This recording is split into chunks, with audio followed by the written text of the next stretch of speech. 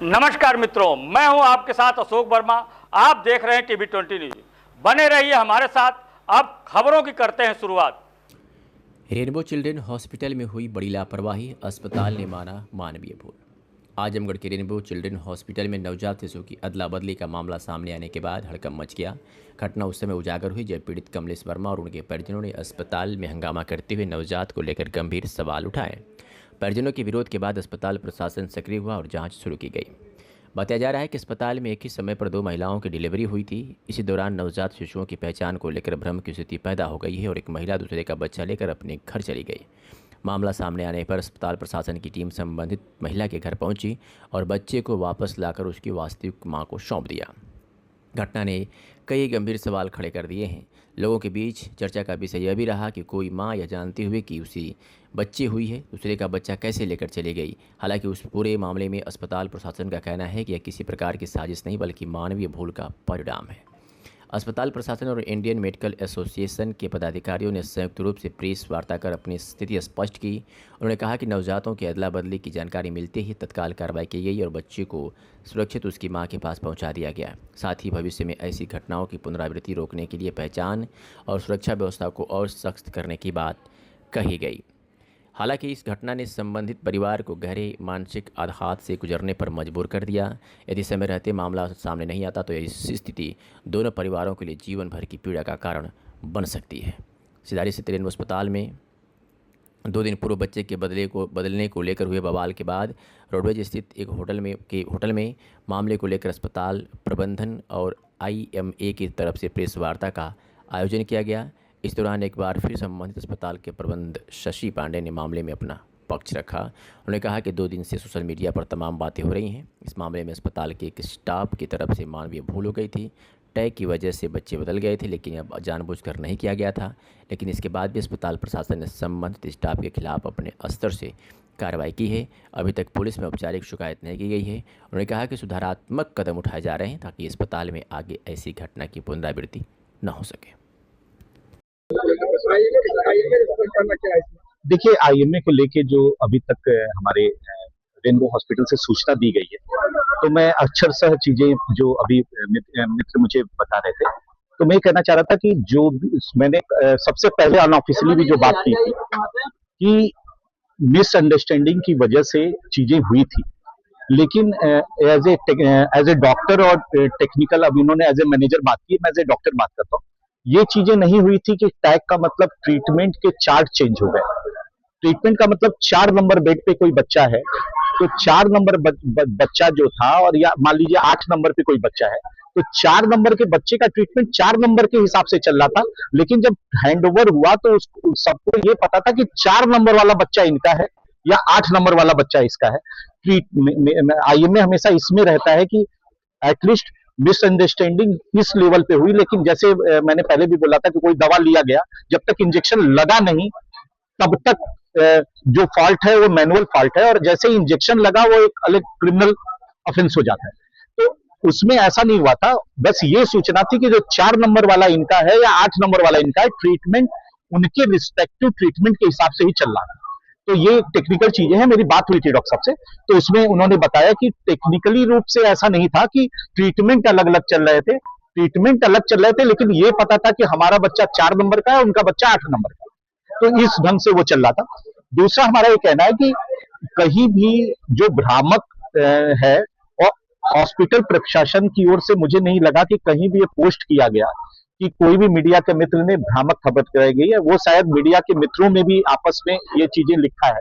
कहीं भी किसी भी हॉस्पिटल के डॉक्टर्स ने कभी पोस्ट नहीं किया, या IMA की ओर से भी किसी भी डॉक्टर ने नहीं पोस्ट किया कि आप भ्रामक खबर है। और मैंने आते ही कहा कि हम भी ये नहीं कह रहे हैं कि किसी भी बंदे ने कोई गलत खबर चलाई है। उन परिस्थितियों में आया, उस समय परिजन अगर परेशान थे, उस समय की न्यूज अलग थी, और जैसे उनके परिजनों का सेटिस्फेक्शन हो गया कि ठीक है, चीजें कम से कम ट्रीटमेंट सही चला या बस चीजें जो रिप्लेस हुई थी वो हो गई, तो उसके बाद उनके भी अपने संतोष हो गए। अगर इतना असंतोष ट्रीटमेंट को लेकर होता तो उनका डेफिनेटली इससे ज्यादा भी होता है। कोई भी बच्चे के मामले में कंप्रोमाइज नहीं करता है, भले लोग कोई कहे कि कंप्रोमाइज करता है। वो ये कर सकता है कि जिस समय गुस्सा रहता है उस समय गुस्सा दिखाता है, जब चीजें सही हो जाती हैं तो आदमी भूल जाता है। जैसे आप रोड पे जाते हैं और कभी किसी से लग जाता है उस समय गुस्से में कह जाते हैं, लेकिन जब घर पे जाते हैं तो भूल जाते हैं उस बात।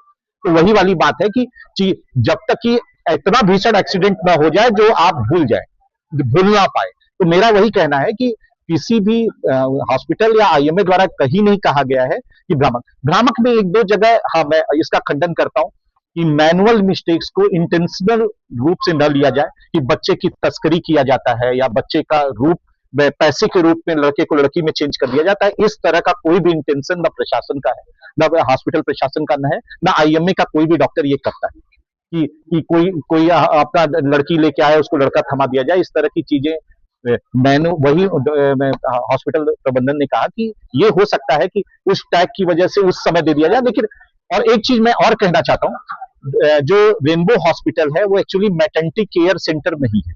तो मैटरनिटी केयर सेंटर नहीं है तो ये भी नहीं हो सकता कभी कि जो परिजन लेके आए उसको न पता रहे। वो मान लीजिए तरौलिया में डिलीवरी हुई या तरौलिया से लेके अगर रेनबो तक आएगा तो उसको एग्जैक्टली पता रहेगा कि मेरा बेटा है कि बेटी है।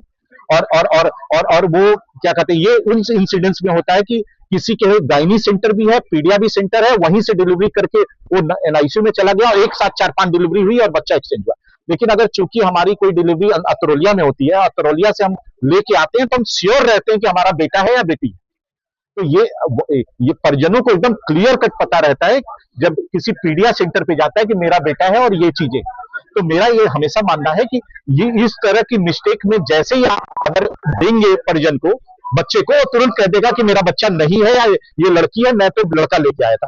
वो गुस्सा होगा कि ऐसा क्यों दे दिया गया, लेकिन वो तुरंत बता देगा। डिसाइड करने में जी शाम 6 बजे से रात के 1:30 बज गए, एक बच्चा बदल गया है और बच्ची जी मैं इसका भी वही कहना चाह रहा था कि जैसे मान लीजिए किसी का भी बच्चा हो, अगर उसको पता है और उसके बाद अगर लड़के की जगह हम लड़की दे दें और वो उसको एक्सेप्ट कर ले तुरंत, लड़के की जगह लड़की को एक्सेप्ट करे या लड़की की जगह लड़के को एक्सेप्ट करे और तुरंत कह दे हाँ मेरा बच्चा है और वो लेके चला जाए, तो अगर मान लीजिए दूसरा आता है और मान लीजिए तो मेरा ये मानना है कि जैसे ये भी एक रेयर इंसिडेंस है कि आपको हम कोई बच्चा दें और आप बच्चे को तुरंत मान ले कि मेरा बच्चा है।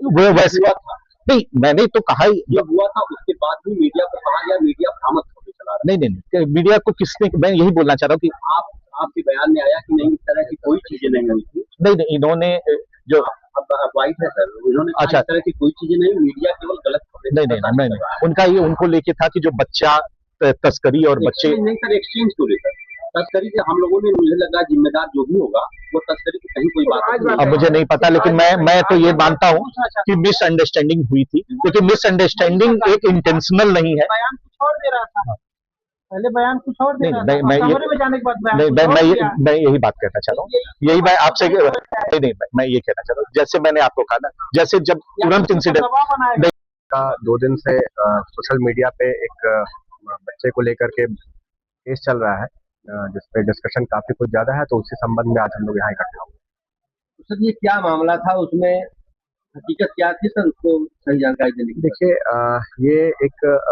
ये जो न्यूज आई है कि बच्चा बदल गया है, असल में हुआ क्या है कि बच्चा एडमिट हुआ था और उसके जो टैग होते हैं, ड्यूरिंग बच्चा लंबा एडमिट था तो टैग चेंज हो गए, साफ सफाई या जैसे होता है टाइम पे डायपर चेंज करना है, टैग चेंज हो गया तो उसमें एक मिसअंडरस्टैंडिंग हो गई, वही एक मुद्दा है और कोई मुद्दा नहीं। सर आपने ये बताया है कि खबरें बराबर, सरकारों को भी नहीं। क्या कहना हम इन सेंस जैसे उसमें कुछ न्यूज ऐसी आई थी कि बच्चा बदल गया है या फिर कुछ और भी चीजें, गया था जैसे वो हॉस्पिटल में ही था, ठीक है।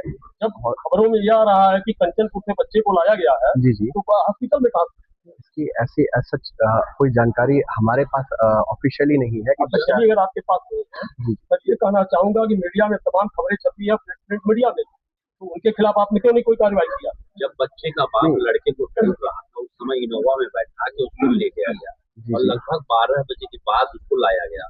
वह क्या कहा? उसमें उनके मित्र गए थे साथ में, हमारे पास वीडियो। हाँ, वीडियो है आपके पास, उनके साथ में मनोहर गोयल जी थे, साथ में गए थे, लेकिन उनका कोई उससे मतलब बच्चे को लाने से या उससे कोई संबंध नहीं था।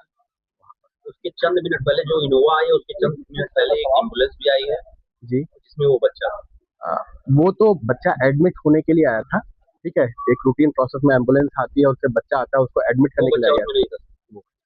अनुराग भाई, एक सवाल मेरा और है।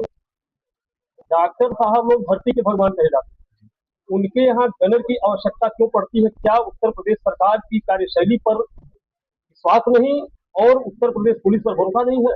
नहीं, ऐसा कुछ भी नहीं है। पुलिस पे हमें पूरा भरोसा है, उत्तर प्रदेश सरकार में भी पूरा भरोसा है। सिर्फ गलत सारी समझ करके सारी सिर्फ कानून उपयोग किया जाता व्यवस्था है में लोगों का, ये कैसा?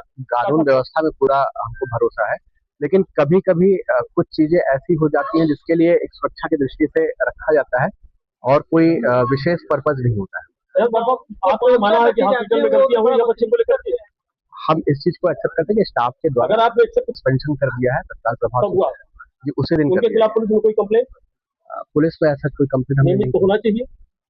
होना चाहिए। अगर इस तरह की बातें हो रही हैं तो इसको क्या माना जाए? मानव तस्करी माना जाए या बच्चे का हेराफेरी माना जाए? तो आपने पुलिस में क्यों नहीं कंप्लेंट अब तक किया?